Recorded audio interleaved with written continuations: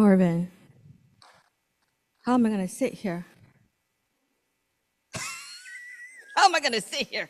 I'm going to sit because I like for us to have a conversation.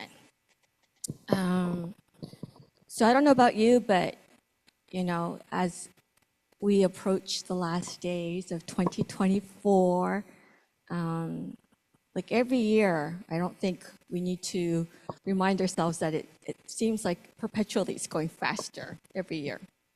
But I do want for us to pause and kind of just reflect on what has happened, impacted us personally, and then also collectively. So, gosh, what are some things that happened globally this year? Well, first of all, I was going to mention the South Korea impeachment, but like I said, sermon never ends because we had a flight accident, right? Just not too long ago. So that's another big thing that wouldn't normally happen, but does happen. What's another big one that we will remember 2024 by? The election, thank you. Yeah, election impacts all of us. What else? Gaza, that's right. No one is saved unless everyone is saved, all is saved. And so, yes, that's right. So I was going to mention personally, collectively, we had it closed, but it also, we connected with you, Peggy, and we have 2 ministries that are ongoing thanks to you. We had global floods and typhoons. That was disastrous. I hear a lot of folks like in Hawaii and also in Florida are still living with houselessness because of that. On a brighter note, Taylor Swift reached a milestone of reaching the first musician to be a billionaire just from her concert sales. So that's good to know, right? And then what about us? Let's look kind of like what Peggy mentioned. For us, we had the West Portland join us. What else? Yeah. Forget the first 10 months, and then they. No, it was all leading up to. We had our first, I'm going to say, annual Crafted in the Hills Bazaar. That was so exciting. Llamas in this place. What else? We did. We joined the Night Strike. We go under the Burnside Bridge and we help out. And the reason why you don't get to hear a lot about, because they are very strict on protecting the vulnerable folks. So we don't take any kind of pictures or put it up on social media. And that's why you don't see it. But there is volunteer opportunities coming up for January. But yes, we started on that, and you guys brought some goods that Brian and Virginia was able to take, literally a truckload, I heard. So that was exciting. But with Gaza, we also did a protest walk with the Beaverton folks. Do you guys remember that? Yeah, John was there. Huh?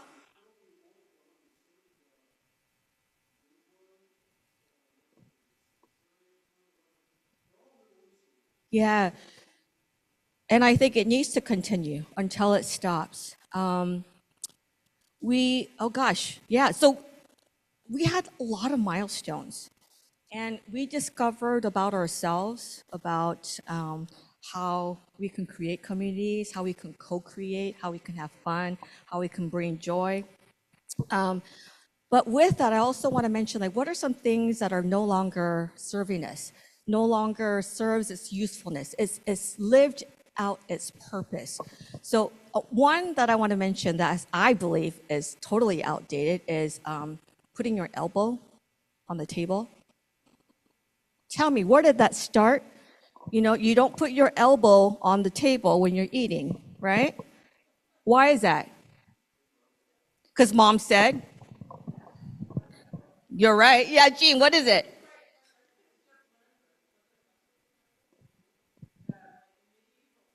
Yes? A plank, yeah.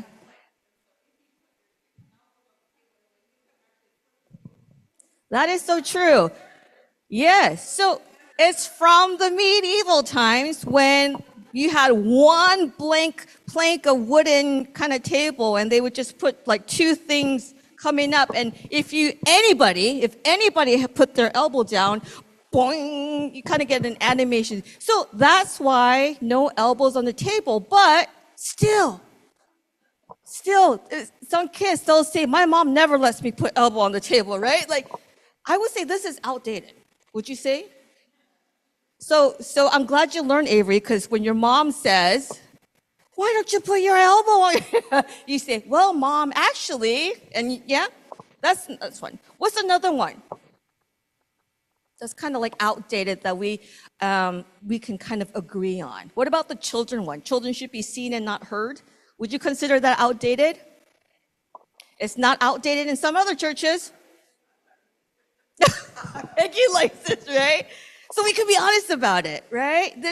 This children should be seen and not heard. It's a value, but the reason why we think it may be outdated because modern parents will say, actually, we want to encourage and recommend that kids do speak, have their own voice, and encourage self-expression. Or how about this one? Men shouldn't cry or show any emotion. Is that an outdated one? Thanks, John. It's harmful, thank you. Not only is it outdated, but harmful. So we're getting there, right? The reason why I want to discard and let go of these outdated things that no longer serve us. And that is one of them. Like masculinity has a facade. And also, girls are so highly encouraged to be helpful and nurturing. You know, it's very gender stereotypic. And this is the one that I personally live with. It's called, you must wait 30 minutes before you swim after you eat. It's the best time, right? You're full, you got your, and then I was never allowed. We were never allowed because my parents swore you're gonna get cramps, right? And then you're gonna get an indigestion. Guess what? It's outdated. You don't believe me. You don't believe me. This is outdated. There is no evidence that before swimming, eating will cause cramps. Okay? Kids, after you eat, maybe a little bit. Yeah, okay? Yeah. So the idea kind of like these beliefs use their usefulness over time. And I want to ask, like, what are the words or things that we carry? And if anything, I want us to remember Paul's words from Colossians, where he says we need to clothe ourselves with compassion, kindness, humility.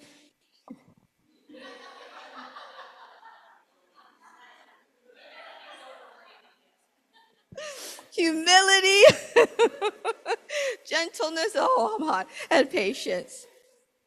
Now, when I think of these things, they are very virtuous attributes, like very high ideals. And there are great ideals, but these aren't just lofty ideals that you just think about. This is actually relational practices that Paul's writing. This example of gentleness, compassion, humility, if you look at the opposites of that, so what is the opposite of compassion? It's indifference, cruelty.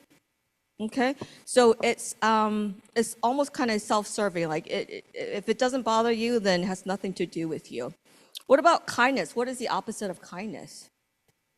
Cruelty, harshness, selfishness, right? This is all about I'm going to prioritize my needs over anyone else's. There are some limits to that.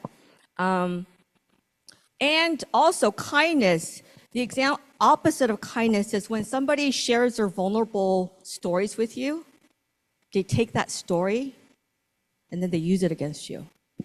That's not kindness at all. What about humility? What's the opposite of humility? Arrogance. And how does that show up?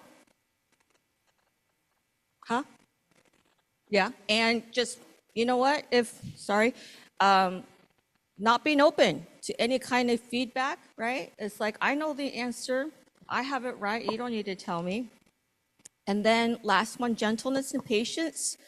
Gentleness, the opposite of gentleness would be trying to dominate, right? Or use of fear. And then last one, patience. Opposite of patience is intolerance, impatience. And you just can't tolerate it. You can't tolerate it. Yeah. And all of these qualities, the opposite ones, they have a common theme. And they do three things. First one is they create distance amongst connection. They foster resentment instead of trying to reconcile and mend. And it also creates discord when you're trying to create harmony. So when we have selfishness, arrogance, pride, aggression, harshness, intolerance, which are the opposites, then it really does hurt us. Now, the reason why I think this is so profound is because I used to think, friends, I don't know if you did this, but when we clothe ourselves with love and compassion, gentleness and humility, you know, I think I'm loving unconditionally, right? I feel that I'm loving unconditionally when I show it with these attributes. And my husband will agree that I have all the patience in the world. If there is somebody at church that's causing a problem, Dylan on one side will directly call it out. He can't stand it. For me, you know what I do? I wait.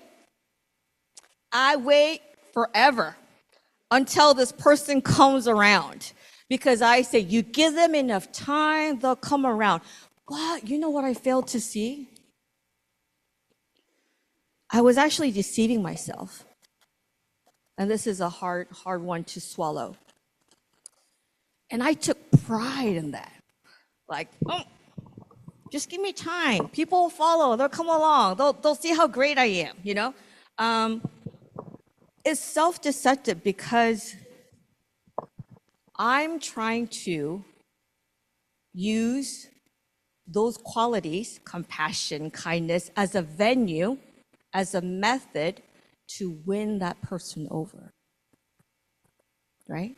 I'm using my kindness, humility, gentleness, all these things that I call unconditional love to have them like me or to win them over so that they will come to understand, right? But in doing that, how is that actually not a good thing? And today, as Paul talks about these qualities, I want us to know that all of it, unconditional love, the first rule of unconditional love is that foundation, you need acceptance. You need acceptance as your foundation. And from there, you have to love yourself. You have to love yourself. Unconditional love doesn't mean I will love you no matter what. I don't care how many times you call me out. I don't care how many times you inflict hard on me. I will love you. That is not unconditional love, folks. Unconditional love does that mean I'm going to love you even when you step on me? No. Unconditional love is when you say, I'm going to create healthy boundaries. If I cannot receive respect from you, I can love you unconditionally, but doing that also means showing boundaries. Showing boundaries is for you to say, you know what, this isn't my problem. This is not about me. I don't need to react to this, but this is about their growth. This is about their growth. And then you focus again on unconditional love for yourself. For yourself. Sometimes I do think loving others is easier. It's easy to love others because you can show love. We know what love looks like. But can we do that to ourselves, for ourselves? Because we have to have unconditional love that is balanced between self-love and protecting yourself from harm.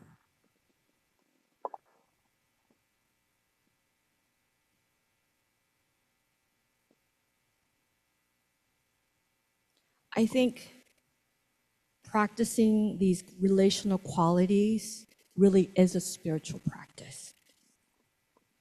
Because you have to ask yourself, and you have to be aware, when I'm showing kindness, am I doing it out of a genuine sincerity where I want to help this person? I want this person to do well. Or do I have some other intentions? Through this act, maybe she'll, or maybe he'll, right?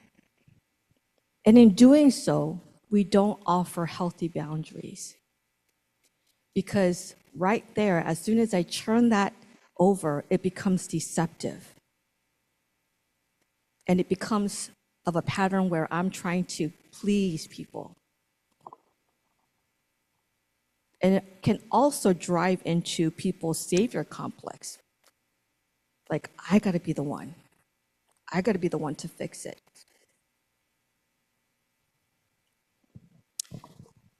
I'm gonna read this poem to you. And next week, I'm gonna have some divination cards for you all that you will pick out, that you will hold on for the rest of the year. Those will be prayed upon as I think of each one of you, and you will select whatever calls out to you, and you'll keep that card. That's for next Sunday. But one of my spiritual directors said, those of us who are loving unconditionally have a hard time with this. She said, a lot of us, fail to see others for who we want them to be. We fail by seeing others for who we want them to be and not for who they really are. I think I do that a lot. When I see anybody new, I see their potential, right? I see their spark. I could see what can happen. And out of that kind of belief, sometimes I can go at it, maybe even unhealthy ways. But there's a time when we have to say, are we really accepting them for who they are? Or are we wanting them to be who we want them to be, right? Yeah. So, all right. Here's the blessing that I have for you all. It's called At the End of the Year. One of my favorite prayers, John O'Donohue. I'll share this and we'll close today. It's called At the End of the Year. The particular mind of the ocean, filling the coastlines longing with such brief harvest of elegant vanishing waves, is like the mind of time, opening us shapes of days. As this year draws to its end, we give thanks for the gifts that brought and how they became inlaid within, where neither time nor tide can touch them. The days when the veil lifted and the soul could see delight, when a quiver caressed the heart in the sheer exuberance of being here. Surprises that came awake in forgotten corners of old fields, where expectations seemed to have quenched. The slow, brooding times when all was awkward, and the wave in the mind pierced every sore with salt. The darkened days that stopped the confidence of the dawn. Days when beloved faces shone brighter with light from beyond themselves. And from the granite of some secret sorrow, a stream of buried tears loosened. We bless this year for all we learned, for all we loved and lost, and for the quiet way it brought us near to our invisible destination. May it be so. I feel like the only word you remember today is what was the word that I said? Not patience, but